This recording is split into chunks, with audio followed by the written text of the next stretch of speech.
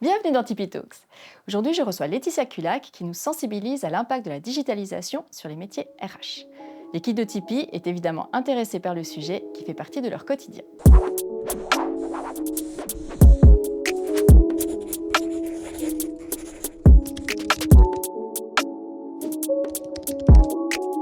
Tu accompagnes des entreprises et des startups depuis plus de 20 ans sur des thématiques RH. Et on m'a dit de toi que tu étais une personne qui était vraiment sans langue de bois. Donc je me réjouis vraiment de te rencontrer et puis qu'on puisse échanger et discuter de manière très libre par rapport à la thématique du jour. Sur le site internet de ton entreprise, c'est indiqué qu'en fait tu invites à voyager dans le monde de l'écosystème des ressources humaines. Alors je me réjouis vraiment de faire ce voyage avec toi, de prendre ma valise et d'aller autour de ce monde de l'écosystème de digitalisation dans les RH. Bienvenue, Laetitia Culac. Eh bien, merci, ravie d'être là. Au niveau des valeurs qui sont indiquées par rapport à qui tu es, tu indiques innovation et inspiration. Comment on peut garder ce touch-là au quotidien en termes d'innovation et d'inspiration? Comment tu fais pour incarner ces valeurs au quotidien? Alors, je suis quelqu'un qui a une personnalité qui est vraiment pour aller de l'avant. Et effectivement, j'ai passé dernièrement un test où ma fondamentale en termes de valeur est la créativité. Et c'est vraiment ce qui me correspond parce que je suis toujours à la recherche du gadget, de l'info, de quelque chose qui va m'apporter ma créativité, développer ma créativité. Et je suis toujours en quête d'innovation en fait. Mhm. Donc c'est mon quotidien, que ce soit dans ma vie professionnelle, mais dans ma vie privée. Mhm. Justement, c'est pas évident de garder cet esprit créatif parce que j'imagine que dans la ritournelle, on va dire, du quotidien, c'est vraiment pas facile. Comment tu fais, quoi? Ça m'intéresse bien. Je suis quelqu'un de curieux. En D'accord. fait, j'ai toujours été super curieuse surtout. Donc, je cherche des choses qui vont m'inspirer au quotidien. Donc, je vais au-devant de tout ce que je peux récupérer, de tout ce que je peux lire, des infos que je peux aller puiser, et puis de mon quotidien aussi en tant que RH au sein d'entreprise. Mhm. Donc, je n'ai pas quelqu'un à me fixer dans une entreprise pendant de nombreuses années. Je suis quelqu'un justement à aller dans plein d'entreprises différentes pour justement bien stimuler cette créativité dont j'ai besoin pour exister tout simplement. Mhm. Et donc sentir un peu ce qui se passe au Oui, niveau du terrain, d'une certaine oui. manière, pour pouvoir ensuite Mhm. apporter. Le terrain est super important pour moi. Mhm. Je pense que le terrain m'inspire au quotidien et je sers de ce que j'apprends sur le terrain, de la pratique que j'ai sur le terrain pour pouvoir justement transmettre cette pratique peut-être dans un autre poste ou un autre job ou lors de formation. Et puis je donne et je partage. Je garde pas ça pour moi en fait. D'accord. Et justement, qu'est-ce qui dit un peu le terrain aujourd'hui des dernières tendances? C'est quoi un peu les enjeux RH, vite fait, quoi? Alors, vite fait, ça va être plus long que ça. Mais les enjeux RH aujourd'hui, c'est la digitalisation. Je pense qu'aujourd'hui, les RH qu'on a connus il y a encore 10 ans ne sont plus les RH d'aujourd'hui. Tout ce qui est transition, transformation, tout ce qui est les nouvelles technologies qui arrivent. Quand tu vois qu'aujourd'hui, on est avec des IA génératives, on est avec ChatGPT, et je ne vais pas tous les citer, on est sur des objets connectés. Donc oui, les RH d'il y a 10 ans et les RH qu'on vit aujourd'hui, c'est puissance 10 en fait. Donc les RH aujourd'hui sont, on va pas dire des RH augmentés, j'aime pas le terme, parce que ça fait un petit peu robot, mais je pense qu'effectivement, oui, les RH d'aujourd'hui vont être amenés à utiliser toute cette technologie Mhm. et doivent déjà l'utiliser. Et justement, concrètement, ça se traduit comment? Parce que bon, on entend IA, enfin, non, ça fait presque peur, on se dit: «Ouais, robot pour amener le café», enfin, ce genre de choses. Mais au niveau des RH, ça se traduit comment? Alors il y a deux vitesses, il y a des RH à deux vitesses. Il y a ceux qui l'utilisent, qui ont ceux qui ne l'utilisent pas, et puis il y a un petit peu l'entre-deux, mais on est vraiment sur deux vitesses complètement différentes. On va dire qu'aujourd'hui, tu as celles qui sont dans les multinationales ou des environnements, on va dire, qui ont les moyens et les ressources pour leur permettre d'automatiser. Puis tu as celles qui arrivent des petites PME qui ont beaucoup de retard, parce que derrière, la PME n'a pas les moyens forcément toujours d'investir, et un outil coûte cher. Après, je ne m'arrêterai pas là. Je pense qu'aussi il y a une preuve de créativité. On peut arriver à automatiser, on peut arriver à apporter de l'innovation, de l'automatisation des processus, etc., si on le veut, si on a envie de le faire. Des choses qui coûtent pas cher du tout, qu'on peut mettre en place, des outils technologiques, des plateformes et autres. C'est juste une question d'envie. Et pas de se dire, j'ai toujours fait comme ça. Mmh. Mais finalement, est-ce qu'on n'est pas face à un espèce de grand écart, hein, avec d'un côté remettre l'humain au centre, on entend toute cette mouvance, hein, c'est important, le développement personnel, etc., intelligence émotionnelle, enfin tout ce bout-là. Puis de l'autre côté, procédure, etc., algorithme, enfin tout ça, notamment sur le recrutement. On fait le grand écart là, non? Oui et non. Je pense qu'on peut très bien allier. Puis il faut arrêter de penser que la technologie vs humain. Je pense que la technologie va avec l'humain aujourd'hui. On s'en sert au quotidien. Moi, quand des RH me disent non, non, non, je ne vais pas automatiser, etc., j'ai juste envie de leur dire, tu as quoi dans les mains? Tu as un smartphone. Donc automatiquement, déjà, tu es sur l'utilisation de la technologie. Donc ton outil que tu utilises au quotidien, pourquoi tu ne l'utilises pas dans ta vie professionnelle? Donc en fait, t'as pas l'impression plutôt qu'on diabolise un peu d'une certaine manière ce côté digital. On le diabolise parce qu'on a peur de l'utiliser. On a peur de sortir de sa zone de confiance. Mhm. Et c'est majoritairement ça. Et tout ce qui est, et Dieu sait que je peux me mettre des personnes à dos en disant ce genre de choses, mais je pense qu'aujourd'hui, les diplômes qu'on peut passer en Suisse ne sont plus adaptés à l'évolution rapide, voire à cette accélération que peut être la digitalisation. Je prends le cas du brevet RH ou du certificat d'assistant en gestion du personnel. Rien que le certificat, aujourd'hui, il est complètement dépassé par rapport à tout ce qui est innovation technologique. Avec des plateformes aujourd'hui qu'on peut plugger dans les entreprises, on n'a plus besoin d'une assistante de gestion qui va faire des fiches de salaire et qui va travailler sur des assurances sociales. On est tout à fait capable, au-delà de ça, de commencer, on va dire, ça va peut-être être chronophage au début, mais de donner de l'information pour que l'intelligence artificielle derrière mouline toutes ces données et que ces données remplacent une personne qui est amenée à faire de l'administratif pur, parce que ça n'a plus de création de valeur pour l'entreprise. On est un chef d'entreprise aujourd'hui, qu'est-ce qu'on veut? De la rentabilité, de la productivité. On va prendre une plateforme qui va peut-être coûter cher au début, mais si on regarde avec un salaire chargé, je ne vais pas me faire des amis en disant ce genre de choses, eh bien, en termes d'amortissement, ça sera beaucoup plus rentable. Donc en fait, on est vraiment sur la valeur ajoutée, Oui. La valeur ajoutée aujourd'hui des RH dans l'entreprise. Exactement. Alors quelle est cette valeur ajoutée à ton avis? Qu'est-ce qu'ils apportent Création de encore? valeur. Je pense qu'aujourd'hui, un RH ne doit plus se cantonner à faire de l'administratif, la gestion. Bien sûr qu'il y en aura de la gestion de l'humain, parce qu'il y a de la gestion administrative. Chaque personne a des besoins bien spécifiques, ne serait-ce que quand on part sur des demandes de permis de renouvellement de permis ou de demandes de permis, d'autorisation de travail, des demandes particulières. Mais ça, aujourd'hui, la technologie peut le remplacer. Je prends un exemple tout simple, un chat dans l'entreprise avec des questions clés qui sont posées régulièrement par les collaborateurs, un chatbot peut y répondre. Donc, si on l'a préparé en amont. Donc, la question est, aujourd'hui, est-ce qu'on a envie de le faire? Est-ce que les RH ont envie de le faire? Donc, oui, c'est une forme de créativité au quotidien. Il faut être agile, quoi. Alors, je pense... tu ne crois pas qu'il y a aussi une implication de... Est-ce qu'on est plutôt dans une petite structure ou une grande structure? Les règles du jeu ne doivent pas être tout à fait les mêmes. Elles peuvent l'être. C'est juste aujourd'hui la façon dont le RH va se positionner. S'il reste sur son poste de chef du personnel, c'est clair qu'il ne se passera rien. Par contre, s'il se dit j'ai envie de sortir de ce carcan, de cette zone de confort, j'ai envie d'apporter de l'innovation dans la société, j'ai envie d'être créatif et agile, il n'y a pas de raison que son chef d'entreprise lui dise non. Surtout que si derrière, il lui dit voilà, dans 6 mois, donnant des objectifs 6 mois, 8 mois ou 9 mois, 1 an, peu importe, je suis capable de réduire de temps le turnover de l'entreprise, je suis capable aujourd'hui d'accélérer la gestion des certificats de travail, etc., etc. Personne, en tant que chef d'entreprise, lui dira non, ne le fais pas. On arrive toujours à cette forme de rentabilité derrière. Donc, c'est manager la rentabilité, la valeur qu'on y apporte, en fait, en utilisant ces technologies. Exactement. Donc, c'est plutôt une aide. Mais c'est une aide, mais c'est comme ça qu'il faut le prendre. En se disant, l'outil ne me remplacera pas, l'outil va me permettre de me développer sur d'autres tâches à plus forte valeur ajoutée, ou des tâches aujourd'hui, on va dire RH, il y a humain. Donc de développer, de revenir sur mon métier premier, qui est la gestion de l'humain et de la communication au terme de l'humain, et tout ce qui tourne en fait à l'humain au centre de l'entreprise. Donc, enlever les choses qu'on peut réduire, qui sont automatiques, etc.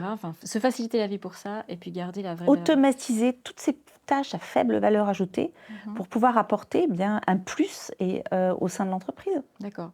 Et maintenant, je suis manager dans une petite structure, je veux m'y mettre. Je me dis, ça pourrait être intéressant. J'attaque par quoi?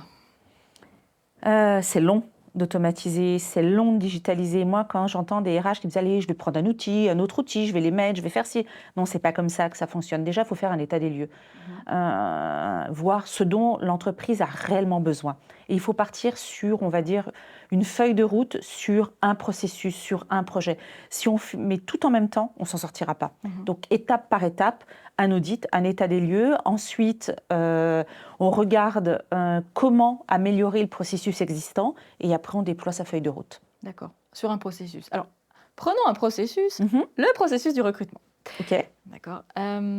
Déjà, je dirais philosophiquement, peut-être, ou en tout cas dans les manières de faire, qu'est-ce qui a changé? Allez, on va dire, c'est peut-être ces 2-3 dernières années. Comme ça va très vite, on va pas revenir il y a 10 ans. Non. Ouais. Qu'est-ce qui a changé? Aujourd'hui, c'est plus le candidat qui doit se vendre et qui doit se rendre sexy auprès de l'entreprise, c'est l'inverse. C'est l'entreprise aujourd'hui qui doit aujourd'hui véhiculer une image, une culture. Parce on est depuis quelques années sur la promesse employeur, sur la marque employeur. Aujourd'hui, c'est l'entreprise qui doit se vendre. On a fait l'effet inverse et c'est plus le candidat qui doit se vendre. On est sur des marchés pénuriques sur certains types de profils, donc l'entreprise se doit d'être sexy aujourd'hui et il faut sortir un petit peu de ce schéma classique avec le bon vieux CV papier, avec l'entretien de recrutement. Il faut vraiment aujourd'hui se dire on va créer des valeurs, on va créer une promesse employeur, on va créer une marque qui nous corresponde. Attention, il ne faut pas faire de la marque employeur à paillettes et autres. Il faut vraiment quelque chose qui soit vraiment les valeurs ancrées de la société et pouvoir se rendre sexy et le vendre auprès des collaborateurs, aux futurs candidats qui vont rentrer. Donc le chemin est complètement différent. Il faut se mettre en avant en fait. C'est ça. Et ça, les RH, on n'aime pas forcément. On n'aime déjà pas pour soi, pour l'entreprise, se positionner, on a des fois l'impression de faire un peu la grande foi. Alors c'est pas évident de savoir qu'est-ce qu'on vend, et outre le produit, mais en tant que recruteur, et qu'est-ce qu'on propose comme conditions de travail. C'est clair que c'est un vrai enjeu. Tout à fait. Et du coup, on voit dans les processus de recrutement, il y a de plus en plus effectivement de ces aspects digitalisation, avec des algorithmes, etc. T'en penses quoi de ça? Moi, je trouve que c'est très bien.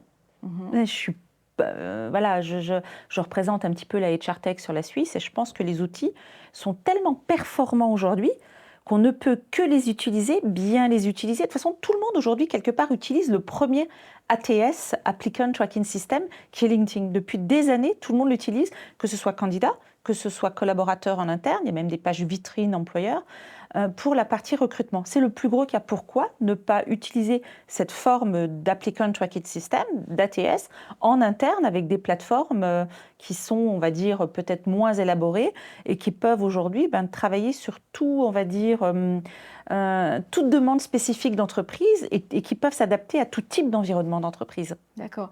Mais sur des aspects techniques, je vois bien. Ouais. C'est assez facile, je veux dire, j'ai ce niveau de langue, j'ai tel diplôme, on peut regarder les diplômes, on peut regarder des réponses à des questions, etc. Mais comme c'est les soft skills qui sont quand même aussi assez intéressantes sur le recrutement, comment on fait alors? Alors déjà, je vais donner mon propre exemple. Moi, ça fait des années que je recrute sans CV. Okay. Parce qu'au fait, je ne recrute pas des clones. Et ça, c'est la tendance qu'on a aujourd'hui. Parfois, on est sur des métiers super techniques. Donc, qu'est-ce qu'on fait? On prend un job description, on le copie, et on essaie de trouver le clone. Non, moi aujourd'hui, je vais recruter des compétences qui peuvent être évolutives dans les sociétés. En fait, je vais rechercher des couteaux suisses.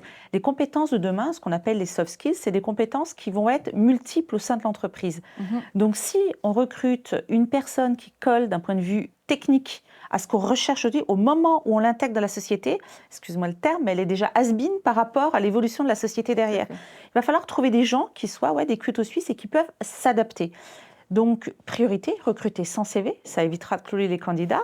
Mais c'est ça, recrutons sans CV, arrêtons de cloner les candidats, ouvrons un petit peu nos chakras, c'est ce que je dis souvent, et recrutons des personnalités, quitte à après à les former en interne sur un métier bien spécifique.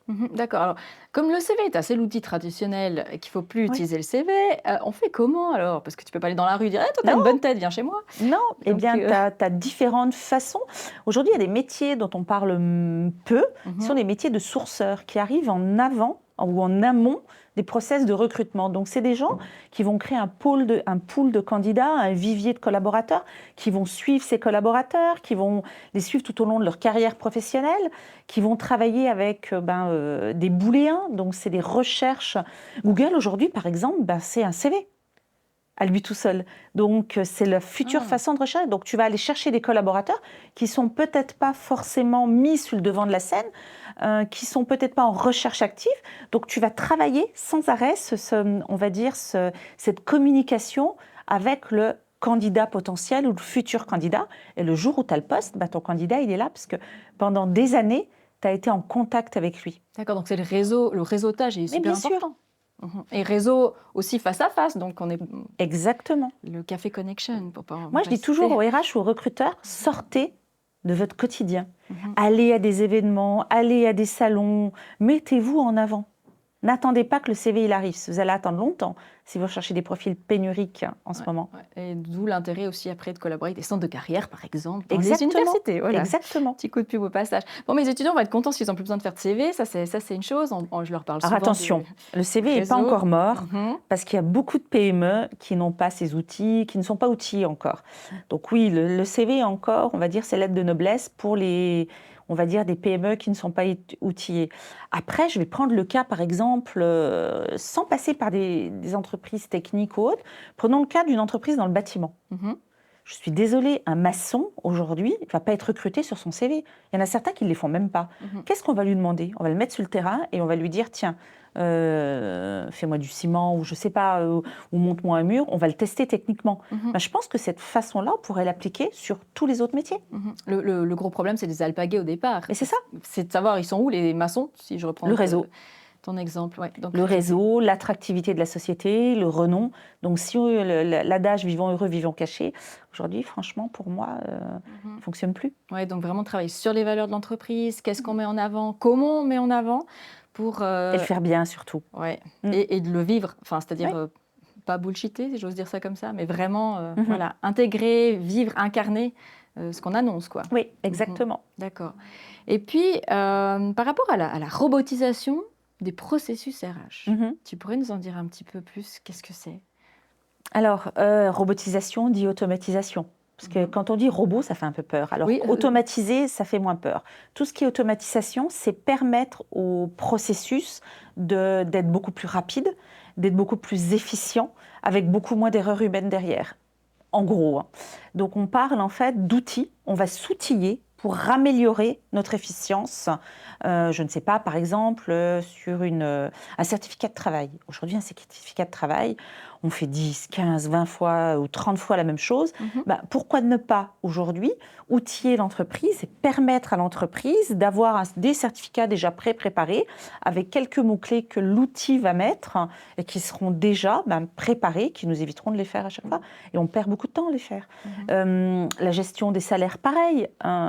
Moi, j'ai demandé dernièrement à ChatGPT de me sortir une fiche de salaire. Elle me l'a sortie. Alors, j'ai commencé, j'ai affiné. J'ai mis à ChatGPT, voilà, fais-moi un salaire suisse. ChatGPT m'a répondu, oui, mais en Suisse, il y a des cantons. Donc, j'ai réduit, j'ai affiné ma recherche. Fais-moi un salaire, rédige-moi un salaire pour le canton de Vaud. ChatGPT m'a répondu, profil cadre, non cadre. Et au fur et à mesure que j'ai affiné ma recherche, elle m'a sorti ma fiche de salaire. Et après, c'était juste une façon de reprendre et d'alimenter en fait la donnée dans ChatGPT ou autre. Donc en fait, si on reprend la formation par rapport au RH, ce qu'on devrait faire, c'est apprendre aux gens à utiliser ces outils, quoi. Apprendre aux gens à utiliser tous ces outils, mais aussi, pourquoi leur apprendre aujourd'hui? Le but, c'est aussi d'avoir envie de le faire. Si on force les gens à le faire, ou on force les RH à le faire, il ne se passera rien. Par contre, si on leur dit, regarde sur ton poste, si on te permet de ne plus gérer toutes ces tâches que tu n'as pas envie de faire le matin, il y a tous des tâches qu'on n'aime pas faire. Moi, le tri des CV le matin, quand j'arrive et que je vois que j'ai une quinzaine de CV à trier, je n'ai pas forcément envie de le faire. Ouais. Donc, si je pouvais laisser cette tâche et puis aller sur ce que j'aime faire, de la communication, on va dire de la gestion de l'humain en interne, de l'accompagnement du cycle de vie du collaborateur, automatiquement, je vais me dire, OK, je travaille sur cette partie qui ne me plaît pas, je l'automatise pour derrière me permettre d'avoir ce suivi de cycle de vie du collaborateur qui me plaît en interne. C'est une vraie question par rapport aux lettres de motivation, la rédaction des lettres de motivation et l'usage de ChatGPT.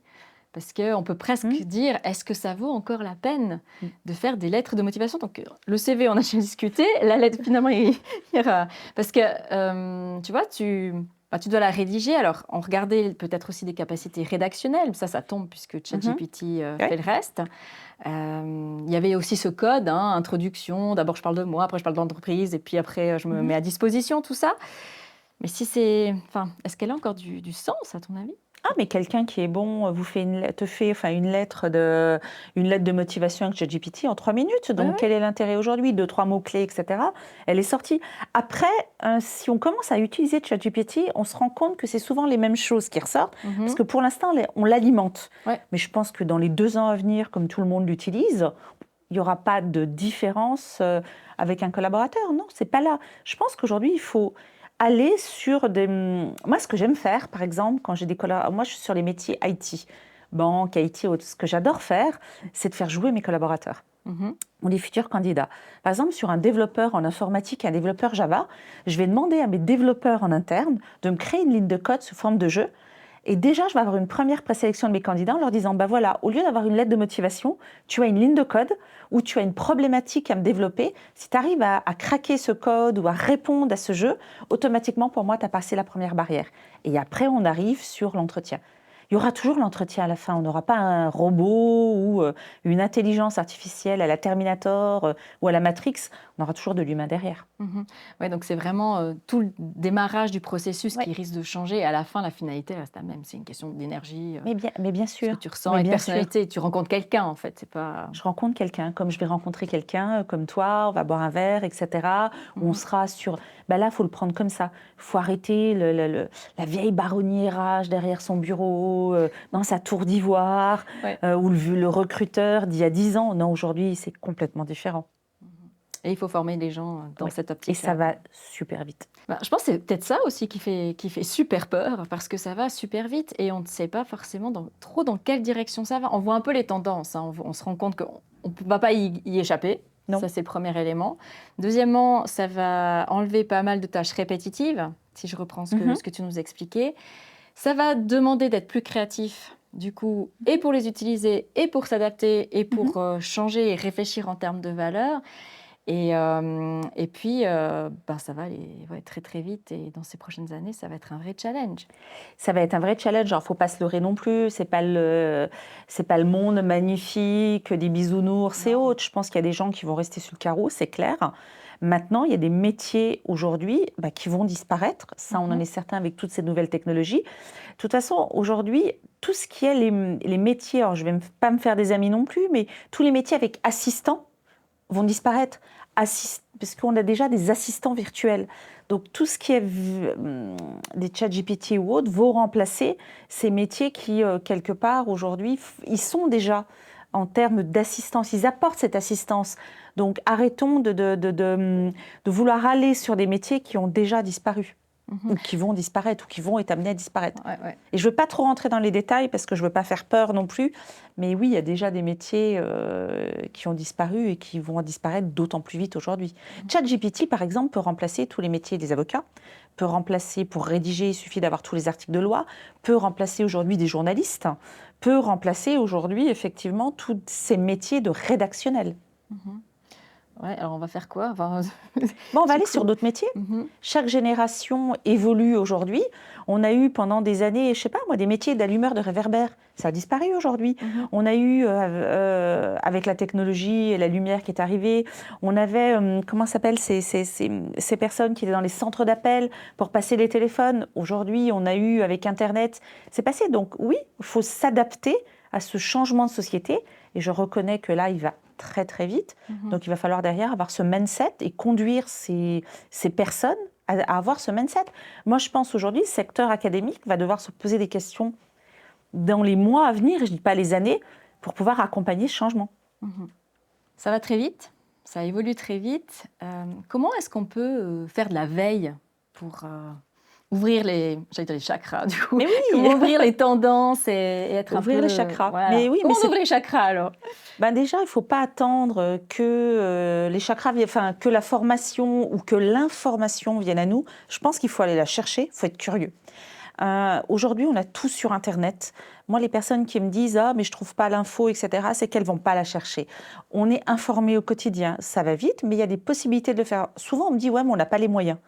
c'est pas une question de moyens, c'est une question d'avoir l'envie de le faire. Tu vois, tu as plein de formations disponibles aujourd'hui sur Internet, qui sont des formations gratuites.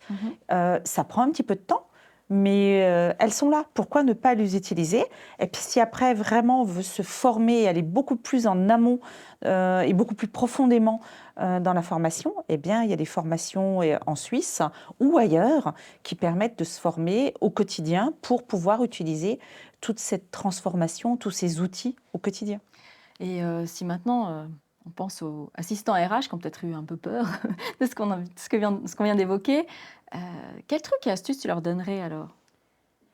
De se former tout le temps. On reste, De se former, de rester informé et pas de me dire, moi j'entends toujours, moi j'ai toujours fait comme ça. J'ai juste envie de leur dire, tu mourras comme ça. C'est horrible ce que je dis, mais Ouais. c'est tellement vrai. J'ai juste envie de leur dire, mais sois curieux, va chercher, forme-toi, informe-toi, va sur Internet, utilise ce que tu utilises à titre privé, tout ce qui est objet connecté, etc. Essaye de le mettre dans ton quotidien. Et surtout, arrêtons le papier. C'est peut-être la base. En termes de trucs et astuces, c'est peut-être la base. Je vais aller cacher mon cahier. Alors, du coup, comment un manager, un entrepreneur peut inspirer ses équipes? Parce qu'on parle d'avoir ce touch curiosité, d'aller regarder, découvrir. Comment ils peuvent donner l'impulsion? Alors c'est vrai que si en haut de la pyramide, l'impulsion ne vient pas, de toute façon, on parlait de transition digitale et de transformation, je pense que si le management n'est pas impliqué il ne donne pas cet input de se dire, allez, on casse un petit peu les silos et on donne cet input et cette envie d'aller sur de la transformation digitale ou de la transition ou l'utilisation d'outils, ça va être plus compliqué pour ceux qui ont des postes peut-être, on va dire, en dessous de la direction générale, de pouvoir les mettre en place. Il y a de très bons moyens aujourd'hui, c'est de créer des groupes de travail, c'est de donner aux collaborateurs le moyen de s'exprimer. Et après, on va mettre en place des process nouveaux, on va challenger le collaborateur en interne, mais donnons-lui l'opportunité on a plein de richesses en interne dans les sociétés. Donnons à cette richesse intellectuelle le moyen de s'exprimer. Donc, l'utilisation, par exemple, des nouvelles formes de gouvernance, ça pourrait être aussi une piste. Alors. Bien sûr. L'holacratie, par exemple. Arrêtons de travailler avec de façon pyramidale, travaillons en transversal, essayons de ne plus avoir ce côté, on va dire, confidentialité. Essayons justement de travailler beaucoup plus en réseau. Tout ce qui est culture classique, essayons d'avoir une culture beaucoup plus moderne pour s'adapter à ces changements en interne. D'accord. Plus on sera open, finalement, plus ce sera facile, quoi. Exactement.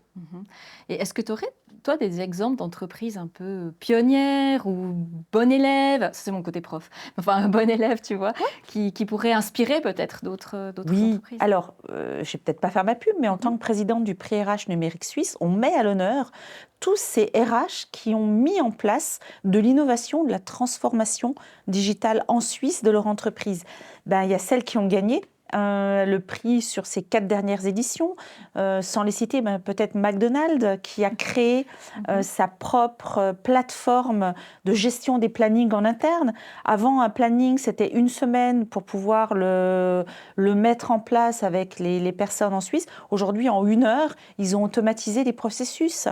Il y a d'autres structures qui ont automatisé le recrutement. Alors, je ne vais peut-être pas tous les citer, mais voilà, c'est des exemples. Ascor, par exemple, qui a mis en place un test en interne pour faciliter le recrutement des collaborateurs et qui permet aussi d'avoir une efficience en termes de management tout au long du cycle de vie du collaborateur avec un outil, par exemple. D'accord, c'est super intéressant parce que c'est vrai que d'avoir des valeurs d'exemple, ça permet aussi d'ancrer un petit peu tout ce dont on vient de discuter. C'est des fois un petit peu, un peu compliqué de se rendre compte, mais ça veut dire quoi exactement en termes de processus, etc. Donc, merci beaucoup. Mais c'est moi, merci beaucoup. Et puis, tout de bon pour la suite. Mais j'espère, et puis digitaliser, automatiser, et puis n'ayez surtout pas peur, ça sera mon mot de la fin, d'utiliser ces nouvelles technologies. Vous les utilisez au quotidien dans votre vie privée, utilisez-les dans votre vie professionnelle et vous allez voir, vous allez être super efficient. En fait, c'est naturel, quoi. C'est naturel. Ok, merci.